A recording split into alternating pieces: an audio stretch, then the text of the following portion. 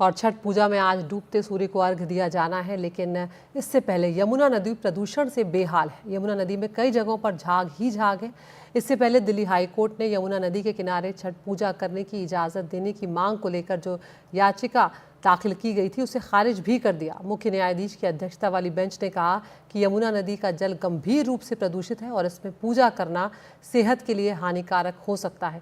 दिल्ली सरकार ने यमुना नदी के किनारे कई जगहों पर घाट भी बनाए हैं जहां पर जाकर लोग पूजा कर सकते हैं। दिल्ली सरकार ने 1000 से ज़्यादा आर्टिफिशियल छठ घाट बनाने का दावा भी यहाँ पर किया है। ज़्यादा जानकारी दे रही है हमारी सहयोगी प्रेरणा। पूजा का तीसरा दिन है और आज शाम को जो श्रद्धालु हैं वो संध्या अर्घ डालेंगे सूरज भगवान को। तो ऐसे में कल हाईकोर्ट ने यमुना पे जो छठ करने की मनाही कर दी है, तो दिल्ली सरकार का दावा है कि दिल्ली में 1000 जो कृत्रिम घाट है वो बनाए गए और ऐसी ही एक घाट पे हम मौजूद हैं। यहाँ की तस्वीरें दिखाओ, ये ITO छठ घाट है और अगर आपको यहाँ की तस्वीरें दिखाऊं तो आप देख सकते हैं किस तरह से जो है तैयारियां की गई है, पंडाल लगाए गए हैं और एक कृत्रिम घाट बनाया गया है अगर आपको दिखाऊं तो।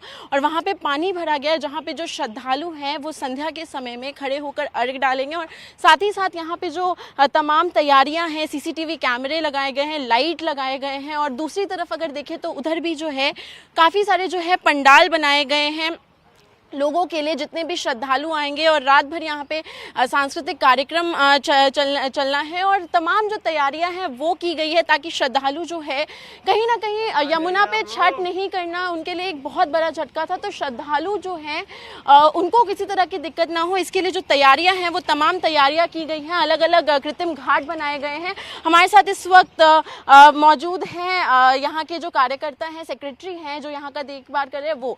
सर हमें बताइए आपका नाम और क्या तैयारियां की गई हैं? देखिए, मैं छठ पूजा समिति ब्रजेश पांडे सचिव हूँ मैं यहाँ का। देखिए, करीब करीब पूरी तैयारियां यहाँ की ITO घाट की हो चुकी है। आप देख रही हैं ये पौंड में पानी भर चुका है, साफ पानी है जी। ये सारे टेंट की व्यवस्था सारा हो गया है। जमुना जी में कोई अर्घ देने नहीं जाएगा, सारे बैरिकेटिंग है। हम लोग समिति की तरफ से ये सांस्कृतिक कार्यक्रम होता है रात भर जो चलता है। समिति की तरफ से भंडारा चलता है जो रात भर चलता है, जो व्रतधारियों के साथ लोग आते हैं।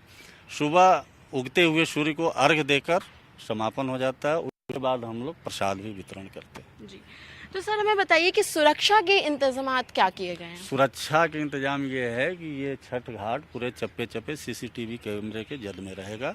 और दिल्ली पुलिस, जैसा कि आप अभी देखी ही हैं, DCP साहब आए थे, सारा मुआयना करके गए हैं। तो सारा सुरक्षा ये दिल्ली पुलिस के अंडर में होगा जी। और सर अक्सर हम देखते हैं कि जो छठ जब होता है तो श्रद्धालु की जो भीड़ होती है वो काफ़ी ज़्यादा होती है, गाड़ियों की भीड़ काफ़ी ज़्यादा होती है। तो ऐसे में पार्किंग वगैरह के लिए क्या व्यवस्था है? पार्किंग की व्यवस्था है सचिवालय के सामने सारा पार्किंग ये छठ पूजा के लिए ही होता है। तो वो जितने रात भर गाड़ियाँ जो आती जाती हैं वहीं पार्किंग होती हैं, कोई दिक्कत नहीं होता पार्किंग। और वॉलेंटियर्स की अगर बात करें जो देखभाल करेंगे शाम में जब अर्घ शुरू होगा, छठ पूजा शुरू होगी उस समय? हाँ, तो वो समिति के वॉलेंटियर होते हैं, वो भी देख रेख करते हैं। करीब कितने वॉलेंटियर्स हैं सर? 40 के करीब होते हैं। 40 के करीब वॉलेंटियर्स है। तो क्या अनुमान है कितनी भीड़ जुटेगी, क्योंकि इस बार यमुना पे मनाही हो गई है? तो यमुना किनारे बस यही हो रहा है, जो कृत्रिम घाट है इसलिए हो रहा है। तो 100 से अब व्रतधारी यहाँ आएंगे। तो हमने सुना कि ये अनुमान लगाया जा रहा है कि 100 से भी ज़्यादा जो श्रद्धालु है वो यहाँ पहुँचेंगे, व्रतधारी यहाँ पहुँचेंगे और वो छठ करेंगे यहाँ पे। और साथ ही साथ जो तैयारियाँ हैं वो पुख्ता है। ये केवल दिल्ली में ये केवल एक ऐसा घाट है जो यमुना किनारे बनाया गया। आप तस्वीरें देखें तो जो ये घाट है वो यमुना किनारे, भले ही यमुना पे छठ नहीं करने की मनाही है हाईकोर्ट द्वारा, लेकिन यमुना के किनारे इस ITO छठ घाट पर जो तैयारियाँ हैं वो पुख्ता की गई हैं। तमाम तैयारियाँ हैं, गाने यहाँ पर चलाए जा रहे हैं, छठ जो गीत होते हैं और लगातार जो है सुरक्षा के भी इंतजाम किए जा रहे हैं ताकि जो श्रद्धालु हैं उन्हें किसी तरह की कोई समस्या ना हो। नई दिल्ली से कैमरा पर्सन SP द्विवेदी के साथ प्रेरणा शर्मा, NDTV इंडिया के लिए।